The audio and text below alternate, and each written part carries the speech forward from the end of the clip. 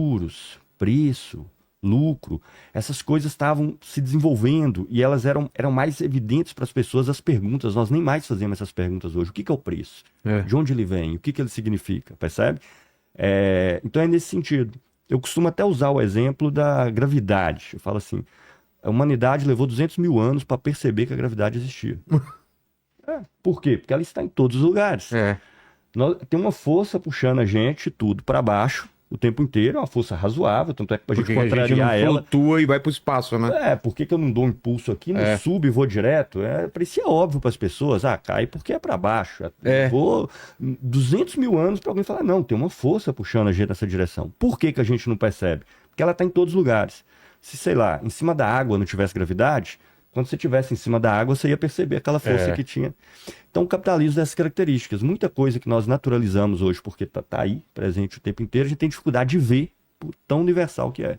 Então, nesse sentido, eu acredito que as coisas que ele desenvolveu, principalmente na sua principal obra, que é a que eu mais me dedico a estudar, que é o Capital, preservam plena validade. Claro que pode ter aspectos que estão equivocados, errados, nós temos que ler, discutir tudo.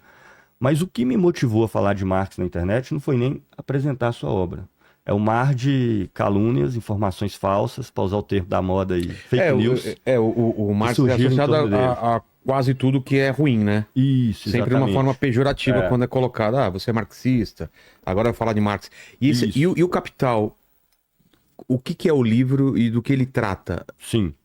O Capital ele é um livro que procura estudar o funcionamento interno da sociedade capitalista. Ele não está preocupado em estudar, por exemplo, a Inglaterra do século XIX ou a Alemanha do século XIX. Ele não está preocupado com nenhum caso particular. Olha só. Ele está preocupado, sim, a capa da edição de 67, a primeira edição. Então tem aspectos que o capitalismo universaliza. Por exemplo, o capitalismo é a primeira sociedade em que tudo é feito para o mercado. Veja, mercados existem há muito tempo. Você tem mercado desde 2.000, 2.500 anos atrás, mas era uma fatia minúscula da produção que ia para o mercado. A maioria dela ou era autossubsistência ou era distribuído dentro de uma comunidade sem precisar de troca mediada pelo dinheiro. O capitalismo é tudo para o mercado, mas não só. A produção não é visando atender às nossas necessidades, satisfazer em primeiro plano as nossas necessidades, mas é visando lucrar mais, acumular mais, acumular mais, acumular mais capital na forma de dinheiro. Então toda a produção está orientada para acumulação.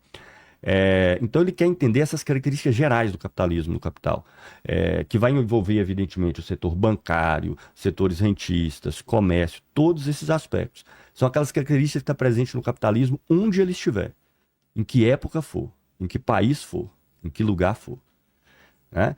Incluindo o Estado. Hoje tem muitas pessoas que acreditam que dá para existir um capitalismo sem Estado, né?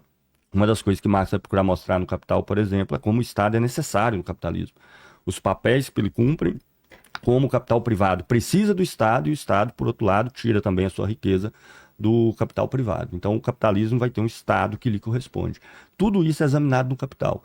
São as características gerais do capitalismo, que estão presentes em todos os lugares onde ele estiver.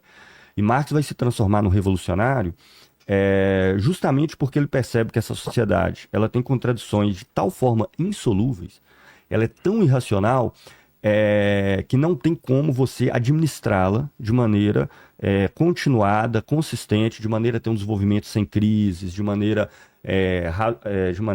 continuada, pacífica, tranquila. Não é possível de fazer isso. Ele tem... Para você resolver um problema por um ponto, ele vai gerar vários problemas por outro. Aí você ataca de outro lado, ele vai gerar vários problemas pelo outro.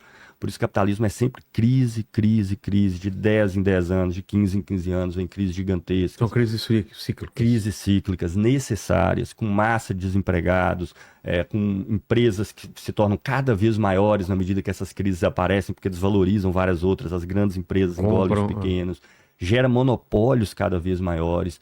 Ele já fala disso no livro ou não? Amplamente. Com esses nomes? Com esses nomes. O termo crise cíclica, as crises que ele vai chamar de realização, que é você produz muito, mas não tem quem comprar. Porque no outro polo, né, a massa dos trabalhadores que produzem, são eles que vão comprar toda a riqueza capitalista. Então, o capital ele tem o tempo inteiro que tomar medidas para poder acumular mais, que para uma empresa individual faz sentido, mas como todas elas reproduzem a mesma coisa, ela prejudica todas ao mesmo tempo. E aí vem crise. Exemplo, a gente está surgindo